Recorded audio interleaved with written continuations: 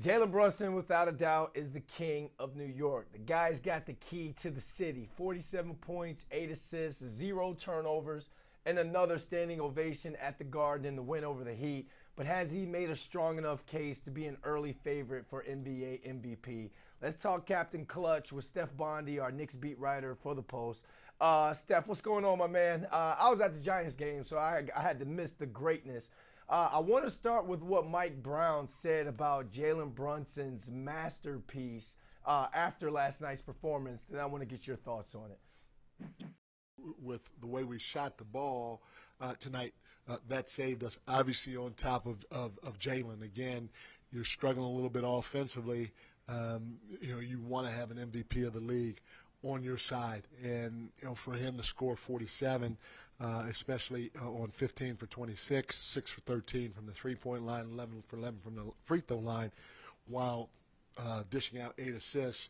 Again, I have to mention it, but that's what he's capable of doing, and that's what MVPs are supposed to do on nights like tonight. The man didn't stutter when he casually just let out MVP like that. Steph, we're about a quarter way through the season. Does Jalen Brunson have a strong enough resume to make a case for league MVP? Now, listen, I respect what Mike Brown's trying to do. He's been doing this for weeks now where he's pumping up Jalen Brunson as an MVP candidate. It's just impossible to see him winning MVP. I mean, he's the best player in the Eastern Conference. You can argue that for sure. It's either him or Cade Cunningham right now. But if you factor in Shai Gilgeous-Alexander and the Thunder, who are on a remarkable stretch to start this season, Nikola Jokic is averaging a triple-double for the Nuggets, who are having a great season. And Luka Doncic is averaging over 34 points per game for the Lakers, who are also, I think they're 19-8 right now. So there's no way you could put Jalen Brunson in the top 3 right now. And when you factor in how great Jokic is and how great Shai Gilgeous-Alexander is, I don't think there's much of a shot of him winning MVP. There's certainly a shot of him becoming the first Knick to go first team All-NBA since, I believe, Patrick Ewing. Carmelo Anthony never did it. But MVP, given the players in the Western Conference, I don't think that's realistic.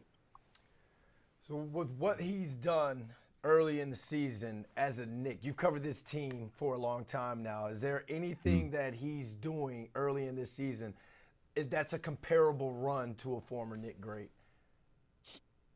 I mean, Carmelo had a great 2012, 2013.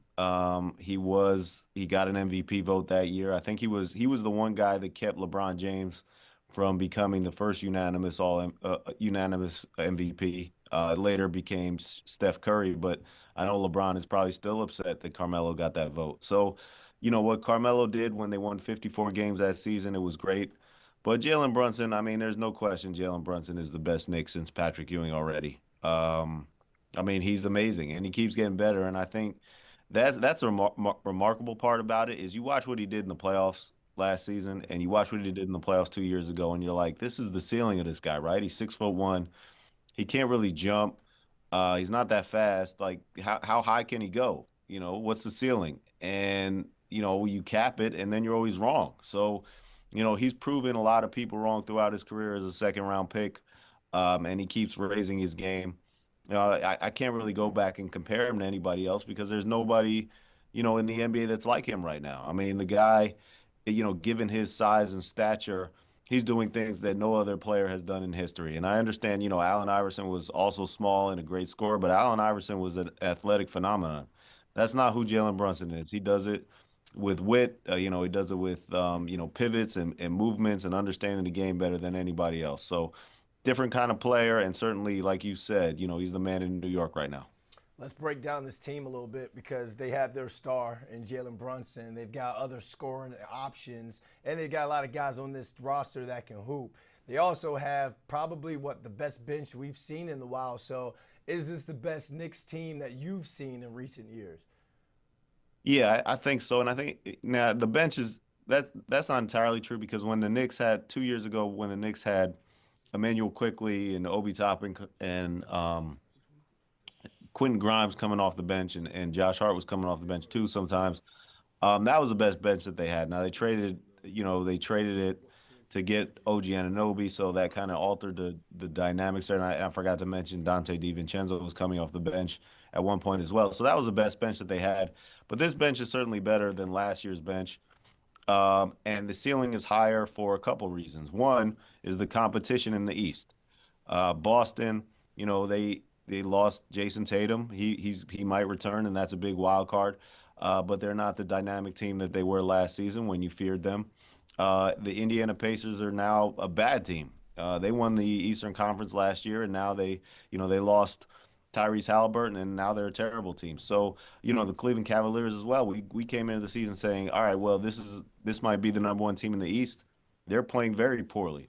So if you look at the competition, I think that's where you say, all right, the Knicks are the favorite to win the Eastern Conference. You weren't saying that last season until the Knicks went up 3-1 against the Celtics and Jason Tatum's Achilles blew out. So that's number one. Number two is like we talked about already.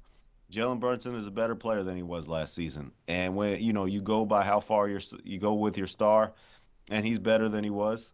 And the other reason is the depth in the system. I think the system helps out the wings more than anybody. I think it's a good system for Mikal Bridges and OG Anunoby, and that's a good formula for winning in the playoffs. So I think those are the factors that make this year's team better than last season's team. I want to go back to the Jalen Brunson MVP thing. You mentioned three guys that probably are in the league or ahead of him right now if we were to pick an MVP right now. But is there anything Jalen Brunson can do to put himself in that top three? I mean, it'll be tough. I mean, listen, you win games, right? If you win 65 games, the Knicks win 60-plus games, now we're having a different conversation. And the MVP is a lot of, well, you look at the stats and you look at the impact, and certainly Jokic is going to have better stats than anybody. I mean, what he's doing is ridiculous. But if the Knicks win more games than any other team, then we're going to have that conversation. Certainly, he gets put in the upper echelon, and that's really what the MVP is about. Voters take that into account more than anything, is which team had the best record. So if the Knicks can somehow have a better record than the Thunder, then now we're having a different conversation. The problem is the Thunder are on a ridiculous stretch right now to start the season. It's hard to see that happening.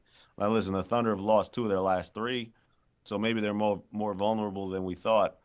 But it will take, the Knicks just going on a tremendous tear to end this season to elevate Jalen Brunson into that conversation of the top 3.